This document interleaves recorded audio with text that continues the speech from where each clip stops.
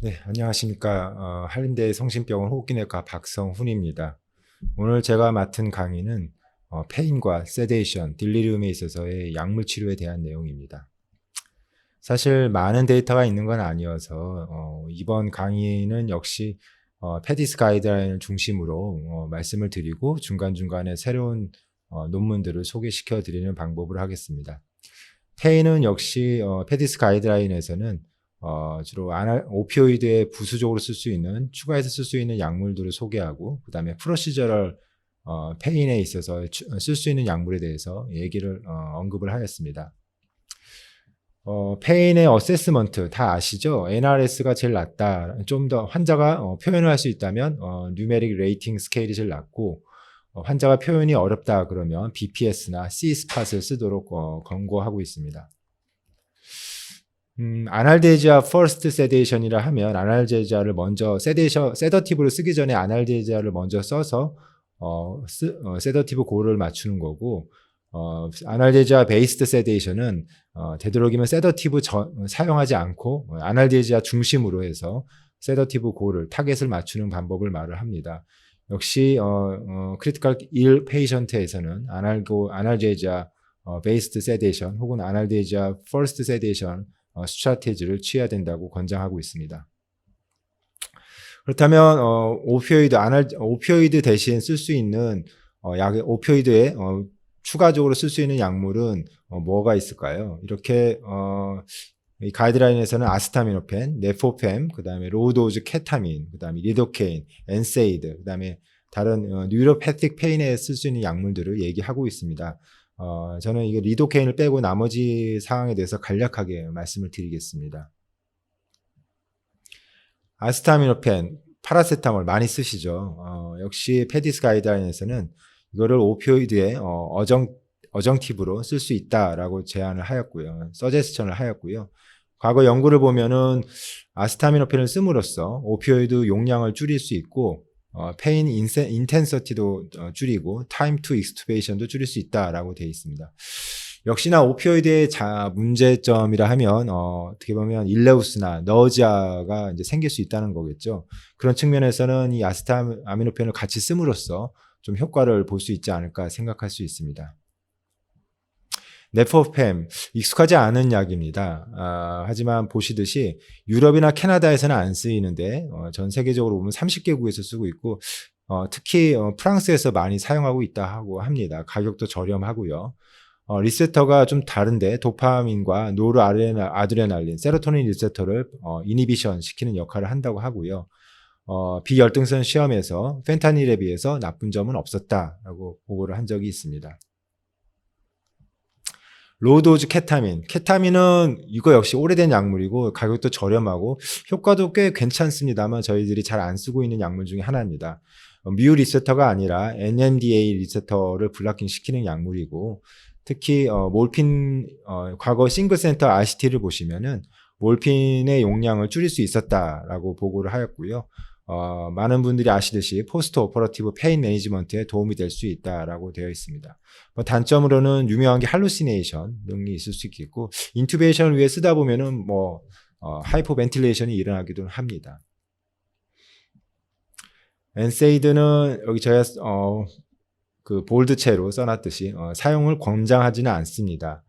과거의 두 개의 스몰 RCT를 보시면은 이 서저리 환자들한테서 비교를 했을 때 페인의 강도는 줄어들긴 줄어드는데 통계적으로 의미 있을 정도의 감소는 아니었다라고 보고하고 있고요. 하지만은 몰핀 소비를 몰핀에 필요한 몰핀 도우즈를 조금은 줄일 수 있었다라는 보고가 있었고요.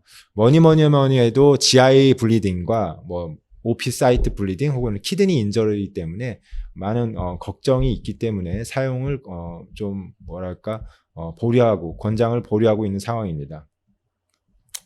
뉴로패식 페인, 전공의들이 이 뉴로패식 페인을 잘 감별을 하는 게 중요한데, 일례로 보면, 대상포진 때, 보면 뉴로패식 페인이 심하죠. 그때는 이제 이런 약을 주는데, 여기 저희가 써놨듯이, 크리티컬 1 환자한테서는, 스트롱 레커멘데이션을 하고 있습니다. 뉴로패식 페인 같다, 그러면 여기에 해당하는 약물을 줘야겠죠. 물론 오피오이드랑 같이 투여할 수 있다라는 걸 권장하고 있습니다.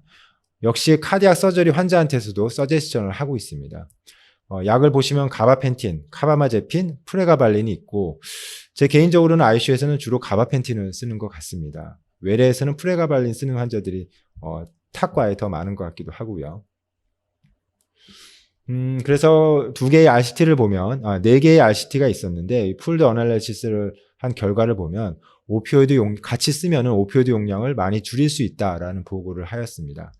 그럼 뭐가 좋을까? 한 연구를 보면, 가바펜틴이 카바마제핀보다 좀 더 낫더라, 페인 감소에 좀 더 좋더라라는 보고가 있었습니다. 하지만 인공호흡기 일수나 ICU 일수를 줄이지는 못했다라는 결과를 보여주었습니다. 다음에 이제 프로시저럴 페인입니다. 프로시저럴 페인이면 대부분이 이제 CTD 리무벌, 체스트 튜브 리무벌 환자를 대상으로 연구한 결과들이 많고요. 체스트 튜브 리무벌이나 환자를 터닝할 때 페인이 생기는데, 이때 하이도즈 오피오이드를 쓸 수 있다. 하지만은 레스피레이티 디프레션이나 엠니아가 문제가 될 수 있다. 조심해야 된다라고 언급을 하였고요. 타이밍이 중요하다. 오피오이드 효과가 최고치에 도달할 때쯤에 최고치에 도달 시간을 감안해서 투여를 해야 된다라고 언급을 하였습니다. 그래서 앞에서는 이제 매니지먼트에서 엔세이드 권장을 하지 않는데 이제 프로시저럴 페인에서는 권장을 하고 있습니다. 서제션을 했는데요. IV로 쓰던 오랄로 쓰던 렉탈로 쓰던 간에 오피오이드에 같이 추가적으로 쓸 수 있다라고 서제션을 했습니다. 그래서 하나의 RCT를 보시면 체스트 튜브 리무벌 시에 오피오이드든 케토롤락이든 효과가 비슷하다, 차이가 없다라고 한 적이 있습니다. 하지만 엔세이드 겔은 뭐 가격도 좀 코스트 이펙티브니스도 없고 그렇기 때문에 사용을 권장하고 있지는 않습니다. 그래서 우리가 오피오이드를 많이 쓰죠. ICU에서 뭐 2주 이상, 3주 이상 입원하고 있는 환자, 세데이션 하고 있을 때 뭐 레미펜타닐, 펜타닐 계속 쓰는 경우가 많습니다. 하지만 많은 의료진들이 고민해야 될 게 오피오이드 톨러런스와 오피오이드 인듀스드 하이퍼랄지아가 생길 수 있다는 거지요. 그래서 이 전문가들은 역시나 뭐 어세스먼트 툴을 써야 된다는 것과 되도록이면 컨티뉴어스 인퓨전 말고 인터미턴트하게 사용할 수 있도록 노력을 해라. 제시를 하였습니다. 특히 오피오이드 로테이션을 좀 고려해라. 즉 몰핀 같은 경우에는 몰핀 혹은 하이드로몰폰은 그 메타볼라이트가 역으로 몰핀이나 하이드로몰폰 효과를 억제할 수 있는데 그런 경우 펜타닐은 좀 그렇지 않다고 합니다. 그렇기 때문에 몰핀이나 하이드로몰폰을 쓰는 환자한테서는 펜타닐이나 레미펜타닐을 바꿔보는 것도 좋은 방법이라 생각됩니다. 또 벤조를 같이 쓰는 경우에는 오피오이드 톨러런스를 더 조정할 수 있다라고 말을 하고 있습니다. 그래서 앞서도 말씀드렸듯이 케타민이나 가바펜틴, 뭐 DMDT 같은 거를 같이 씀으로써 오피오이드 용량을 줄일 수 있지 않을까라는 생각을 해볼 수 있고 역시나 아스타미노펜, PACT, 파라세타몰을 같이 씀으로써 오피오이드 용량을 줄일 수 있겠다. 앞서도 말씀드렸습니다만 엔세이드에서 유일하게 권장하는 약이 케토롤락 같습니다. 케토롤락을 볼로스로 쇼톰으로 쓰는 것을 권장을 하고 있습니다. 다음은 아지테이션, 세데이션입니다. 역시나 미케니컬 벤틸레이티드 환자한테서 수술이든 또 내과적 환자든 연구가 그쪽으로 되어 있고 약은 대개 세 가지 종류 같습니다. 프로포폴, 벤조, 그다음에 덱스메데토미딘 이라고 할 수 있겠습니다. 2013년 가이드라인은 역시나 쇼텀 아웃컴, 라이트 세데이션과 데일리 인터럽션 혹은 벤조를 줄여서 쇼텀 아웃컴을 좋게 하는 쪽에 포커스를 맞췄다면 2018년도 가이드라인은 뭐 슬립도 들어가고 리해빌리테이션도 들어가고 하지만은 아웃컴 쪽에서는 포스트 ICU 아웃컴, 즉 롱텀 아웃컴이 들어갔다는 거죠. 91데이 모탈리티, 그다음에 뭐 코그니티브 펑션, 피지컬 펑션도 보고 디프레션, PTSD 같은 걸 봤다는 거가 좀 다른 점이라 할 수 있겠습니다. 라이트 세데이션이 중요하다는 건 너무 잘 압니다. 그래서 딥 세데이션보다는 라이트 세데이션을 해야 되는데 이렇게 하면 좋은 점이 아직까지 라이트 세데이션이 뭐 90일 모탈리티를 줄인다, PTSD를 줄인다, 디프레션을 줄인다라는 명백한 근거는 없습니다만 익스투베이션까지 시간을 줄일 수 있고 트라키오스토미의 빈도를 줄일 수 있다라고 언급을 하였습니다. 그래서 이 논문은 2년 전에 실린 건데 약 710명의 환자, 인공호흡기를 단 환자들에서 물론 오피오이드를 쓰는데 이제 세더티브를 추가로 쓴 군과 세더티브를 안 쓴 군을 비교했습니다. 그래서 했더니 뭐 세데이션 타겟은 이렇게 맞췄겠죠. 라이트 세데이션으로 했더니 역시나 모탈리티는 42%대 37%로 숫자적으로는 차이가 나긴 합니다만 통계적으로 의미는 없었다라고 보고를 하였고요. 딜리리움 프리데이나 미케니컬 벤틸레이션 데이 혹은 AKI의 빈도, ICU 스테이 기간도 차이가 없었습니다. 이를 본다면 세더티브를 굳이 안 쓰고도 환자를 치료할 수 있지 않을까, 환자의 예후에는 큰 차이가 없을 수 있겠다라는 것을 알 수 있습니다. 데일리 세더티브 인터럽션, 널스 프로토콜라이즈드 세데이션. 아마도 제 나이 또래는 이 논문을 제목을 되게 많이 봤을 것 같습니다. 10년 전쯤에 상당히 많이 나왔었거든요. 근데 이제 이런 스트라테지가 중요하긴 한데 이런 논문이 나온 경우는 대부분 이제 벤조를 컨티뉴어스하게 썼던 경우, 많이 썼던 환경에서 이런 논문이 나왔던 것 같고요. 이걸 하는 건 중요합니다만 대신 널스의 워크로드가 증가한다라는 것을 아셔야 됩니다. 그래서 카디악 서저리 환자와 넌 카디악 서저리 환자를 나눠서 얘기를 했습니다. 페디스 가이드라인에서는 카디악 서저리 환자한테서는 역시 벤조보다는 프로포폴을 좀 권장한다라고 되어 있고요. 보시듯이 포레스트 플랫을 보시면은 라이트 세데이션까지 시간, 그 다음에 익스투베이션까지 시간을 줄인다라는 것을 알 수 있습니다. 넌 카디악 서저리 환자와 내과 환자를 보시더라도 여기서도 역시 벤조보다는 프로포폴이나 덱스메데토미딘을 권장한다. 사용을 서제스션하고 있습니다. 대부분 연구에서 벤조가 컨티뉴어스 인퓨전으로 들어갔긴 했습니다만 프로포폴이나 덱스메데토미딘을 쓰게 된다면 라이트 세데이션까지 걸리는 시간이 짧고 그 다음에 익스투베이션까지 시간도 거의 반나절, 길게는 반나절까지 줄일 수 있다라는 언급을 하였습니다.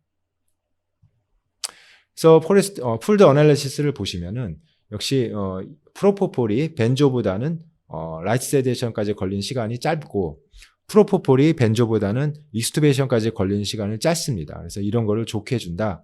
하지만 딜리리움의 인시던스는 프로포폴과 벤조에서는 의미 있는 차이는 없었다라는 게 이 풀드 어널리시스의 결과입니다. 이론적으로는 벤조는 가바 리셉터에 주로 붙고 프로포폴은 리셉터가 가바도 있지만 좀 여러 가지인 것 같습니다. 그렇기 때문에 이론적으로만 본다면 뭐 딜리리움 측면에서도 프로포폴이 좀 더 낫지 않을까 약간 생각은 들고는 있습니다. 다음은 덱스메데토미딘과 벤조와의 비교입니다. 풀드 어널리시스를 보시면은 역시 밑에 보면 95% 신뢰도가 다 0을 포함하고 있어서 0 혹은 2를 포함하고 있어서 아쉽게 통계적인 의미는 찾기는 어렵습니다만 그래도 덱스메데토미딘 쪽으로 좀 페이버하는 결론들이 나오고 있습니다. 제일 중요한 역할을 했던 게 2009년도에 세콤 스터디겠죠. 이 세콤 스터디가 환자 수가 300명이 넘어가는데 약 370명 정도 360명 정도 되는데 다 포지티브 미케니컬 벤틸레이션 듀레이션도 덱스메데토미딘이 줄여주고 딜리리움도 줄여준다고 되어 있습니다. 하지만은 풀드 어널리시스에서는 통계적으로 의미 있는 결과는 얻기 어려웠다라는 게 이 가이드라인의 제시 사항입니다. 프로포폴과 덱스메데토미딘 비교해서는 어떨까요? 역시 뭐 보시듯이 별 차이는 없어 보입니다만 미케니컬 벤틸레이션에서의 기간의 차이는 없었고 딜리리움과 환자와의 커뮤니케이션에서는 덱스메데토미딘이 프로포폴보다 좋다라고 보여주고 있습니다. 근데 연구는 하나죠. 제이콥의 미덱스 프로덱스 그 합친 연구인데 프로포폴과 덱스메데토미딘을 비교한 연구인데 여기서 보면 딜리리움이 덱스메데토미딘이 더 적었다. 커뮤니케이션도 덱스메데토미딘 군에서 더 좋았다라는 걸 보여주었습니다. 그래서 간략하게 좀 요약하자면 벤조 라이트 세데이션과 익스투베이션을 줄이는데 벤조보다는 프로포폴과 덱스메데토미딘이 한 모더릿 어마운트의 그런 마더릿 베너핏이 있겠다라고 말씀드릴 수 있겠고 프로포폴과 덱스메데토미딘 사이에서는 특별한 차이는 의미 있는 차이는 뭐 없었다라고 제시를 하였습니다. 근데 이제 한 가지 주의해야 될 점이 덱스메데토미딘 가지고는 딥세데이션이 좀 어려울 수 있겠다. ARDS가 심해가지고 레스피레이터리 드라이브가 너무 심한 환자들, 세데이션이 필요할 때 덱스메데토미딘 단독으로는 좀 어렵지 않을까라는 생각을 해볼 수 있습니다. 그 이유가 이 연구죠. 그래서 2019년도에 3,900명 환자, 인공호흡기 환자를 대상으로 했는데 덱스메데토미딘으로 얼리 세데이션을 시켜보아서 타겟 세데이션, 라이트 세데이션 기준인 뭐 -2에서 라스 -2에서 플러스 1까지를 맞췄는데 보시면은 덱스메데토미딘 군에서 다른 군에 비해서 이런 타겟 세데이션 타겟에 맞을 비율이 좀 더 높긴 하였습니다. 하지만은 90일 사망률에는 차이가 없었고요. 또 덱스메데토미딘 군에서 덱스메데토미딘만 쓴 게 아니라 적지 않은 수에서 프로포폴이 들어가고 미다졸람이 들어간 경우가 많았습니다.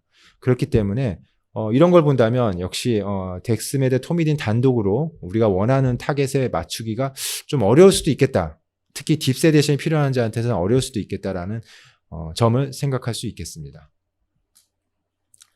다음 두 연구는 이번 연구와 다음 연구는 sepsis 환자입니다. sepsis는 뭔가 좀 바이탈이 언스테이블하고 세더티브 주면 혈압도 떨어질 수 있고 좀 그런데 덱스메데토미딘의 효과를 봤더니 200명으로 아주 많은 환자는 아닌데 벤틸레이터 프리데이와 모텔리티를 봤습니다. 보시듯이 오른쪽 그림을 보시면은 덱스군이 남색인데 주황색인 컨트롤군에 비해서 세데이션 컨트롤이 더 많이 됐습니다. 그래서 제가 써놨듯이 세데이션 컨트롤은 덱스군에서 더 많이 됐고 사망률에서는 보시면은 덱스메데토미딘 군이 그림만 보면은 사망률이 더 낮아 보입니다만 통계적으로 의미는 없었습니다. 그래서 이 저자들은 아마도 언더파워드 됐기 때문에 스터디 자체가 파워가 좀 떨어졌기 때문에 이런 결과가 나오지 않을까라는 얘기를 하고 있습니다. 이것만 보면은 sepsis 환자한테서 덱스메데토미딘을 쓰면 좀 더 어떤 세데이션 컨트롤이 좀 잘 될 수 있겠다라는 생각을 할 수 있습니다. 다음은 올해 나온 거죠. 덱스메데토미딘과 프로포폴을 비교한 겁니다. sepsis면서 인공호흡기 단 환자죠. 더블 블라인드고 422명이고 라이세데이션을 타겟으로 했는데 보시면 차이가 하나도 없었습니다. 90일 사망률, 뭐 인지장애, 벤트 프리데이, 그다음에 딜리륨의 뭐 기간도 봤을 때 프로포폴과 덱스메데토미딘 사이에 아무 차이가 없어서 sepsis면서 인공호흡기 단 환자에서는 덱스메데토미딘을 쓰던 간에 프로포폴을 쓰던 간에 큰 차이는 없겠다라는 점을 알 수 있겠습니다. 다음은 마지막 파트인 딜리륨입니다. 딜리륨 역시 프리벤션 혹은 트리트먼트 두 개로 나눌 수 있겠죠. 뭐 결론적으로 말씀드리면 권장하는 약은 없습니다. 네, 에비던스가 그렇게 그만큼 낮기 때문이죠. 그래서 딜리륨은 우리가 여러 가지 리스크 팩터가 있습니다. 아시듯이 에이지가 있고 뭐 치매, 그다음에 중증도, 시비어리티 혹은 수술 뭐 이런 거가 이제 리스크 팩터인데 이거는 이제 우리가 고칠 수 없는 리스크 팩터고 우리가 수정 가능한 리스크 팩터는 벤조 사용 혹은 수혈 이런 게 수정 가능한 리스크 팩터라는 걸 알 수 있겠습니다. 그래서 뭐 지금까지 해오셨듯이 벤조를 최소한으로 사용하시고 수혈도 자제하시는 방법이 중요하겠습니다.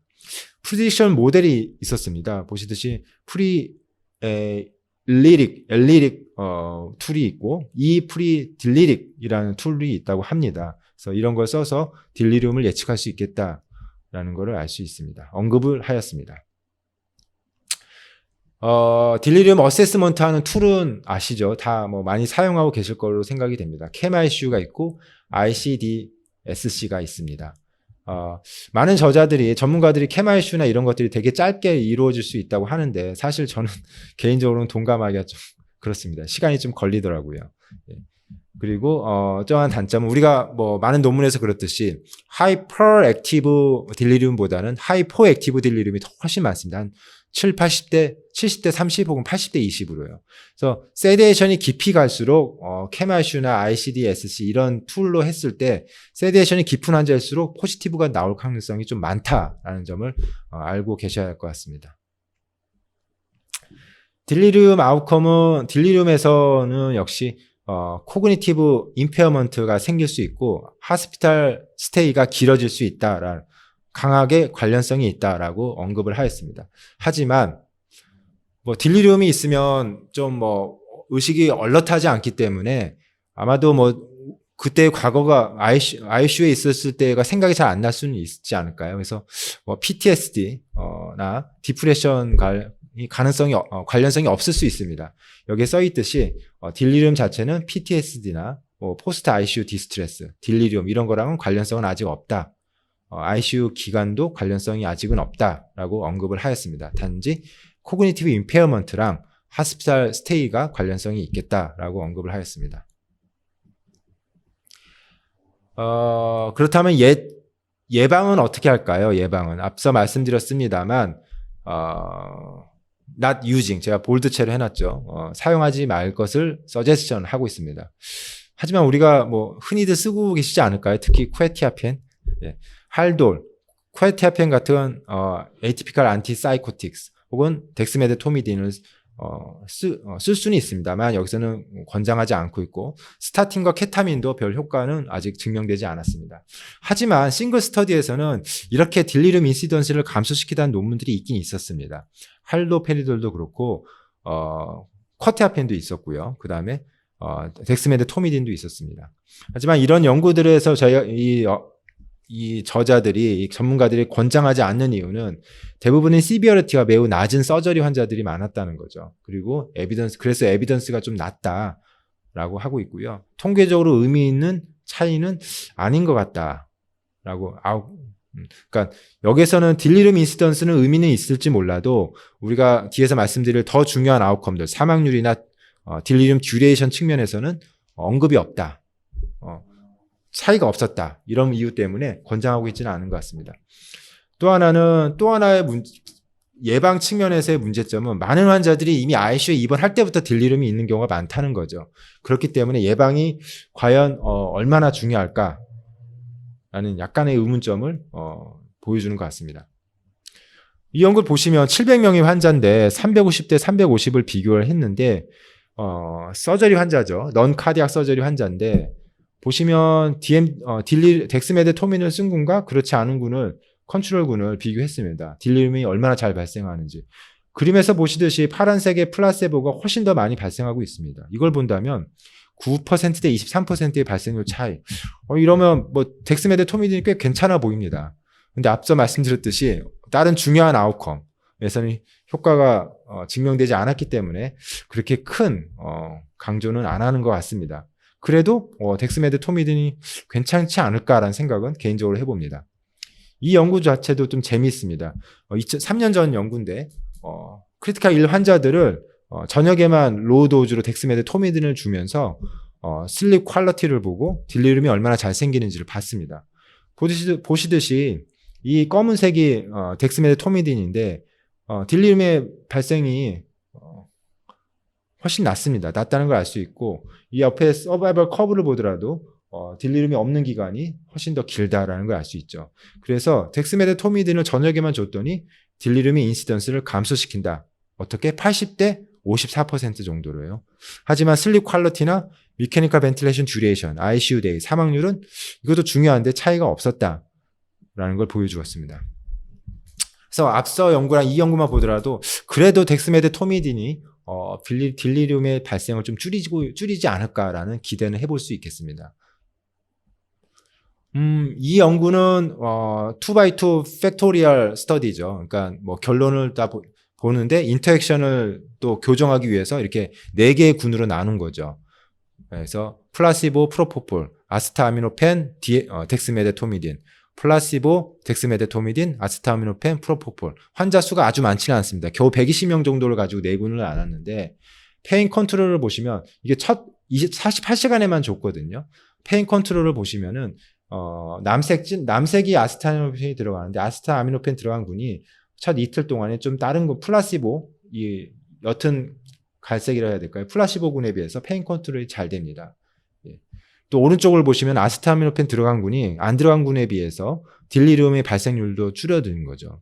그래서 제가 여기 써놨듯이 플라시보에 비해서 아스타아미노펜을 쓰신다면 딜리리움의 인시던스와 듀레이션을 줄일 수 있겠다. 그리고 추가적으로 오피오이드 사용을 줄일 수 있겠다라는 아주 좋은 결과를 발표했었습니다. 프로포폴과 덱스메데토미딘을 비교했을 때는 프로포폴에 비해서 덱스메데토미딘이 오피오이드를 좀 줄인 브렉스루 페인을 빈도가 좀 적더라. 오피오이드 사용 용량이 좀 적다라는 걸 알 수 있습니다. 예전에 덱스메데토미딘이 과연 통증 조절을 할 수 있을까라는 고민을 좀 했었는데 이 결과를 보면 어느 정도 하지 않을까 생각을 좀 해볼 수는 있겠습니다. 덱스메데토미딘의 이제 부족한 점이 통증 조절과 뭐 알코올릭 DT 환자한테서 시저 컨트롤이 좀 안 된다는 거, 좀 부족하다는 게 단점이라 할 수 있겠죠. 그래서 딜리륨의 치료에서는 다음은 딜리륨의 치료입니다. 치료에서도 역시 우리가 흔히 쓰죠. 할로페리도를 IV로 슈팅하고 혹은 IM으로 주기도 하고 저녁에 코어테아핀을 뭐 아침 저녁으로 주기도 합니다. 여기 써놨듯이 스타틴과 케타민도 언급이 됐는데 의미가 아직은 없고요. 6개의 논문들이 있었는데 이런 중요한 아웃컴, 어떤 아웃컴? 딜리륨의 듀레이션, 그 다음에 인공호흡기 기간, ICU 기간, 사망률 이런 중요한 아웃컴에 의미 있는 결과를 보여주진 않았다라고 제시를 하였습니다. 단점 중에 또 하나가 하지만은 이런 연구들 대부분이 레스큐 메디케이션으로 다른 약들을 많이 썼기 때문에 그래서 결론이 우리가 의미 있는 하이포세시스 생각하고 있는 하이포세시스에 도달하지 않았나 언급을 하였습니다. 그래서 보시면 할로페리돌 보시면은 딜리리움, 인공호흡기, 모텔리티 다 차이가 없게 나왔습니다. 포레스트 플랫에서요. 에이티피컬 안티사이코틱스는 어떨까요? 이거 역시 딜리리움, 인공호흡기, ICU 데이, 모텔리티 다 차이가 없게 나오고 있습니다. 하지만 여기 ICU 모텔리티 보시면 데블린 연구 보시면 약간은 좀 방향성이 좀 있긴 하고 여기서는 딜리리움 듀레이션에서는 오히려 95% 신뢰도가 0을 포함하고 있지 않아서 의미 있게 나오고 있습니다. 데블린 연구가 뭘까요? 뭐 저도 아마 기억을 하실 건데 매우 소량의 소수의 환자로 비교했던 연구입니다. 코어테아핀 18명의 데블린의 연구가 이건데요. 2010년도에 나왔죠. 18명의 쿠에티아핀 환자와 18명의 플라시보 환자를 비교했더니 딜리륨의 레졸루션이 빠르고 쿠에티아핀을 준 군에서 딜리륨의 레졸루션이 빠르고 딜리륨의 듀레이션도 줄여주고 아지테이션을 줄여주더라라는 결과를 보고했고요. 그런데 이제 중요한 아웃컴에서는 역시 효과가 없었습니다. 그래서 이거랑 환자 수가 적었다는 게 좀 단점이 될 수 있겠습니다. 또 하나 3년 전에 나온 할로페리돌 티피컬 안티사이코틱스와 저는 처음 본 약인데 지프라시돈 에이티피컬 안티사이코틱스를 비교한 연구입니다. 총 1000여 명의 환자 중을 대상으로 했고 1000여 명 중에서 48%인 500몇 명에서 딜리륨이 확인됐습니다. 이 500몇 명을 세 군으로 나눠서 치료를 한 거죠. 봤더니 딜리륨 데이랑 코마 데이가 거의 똑같았습니다.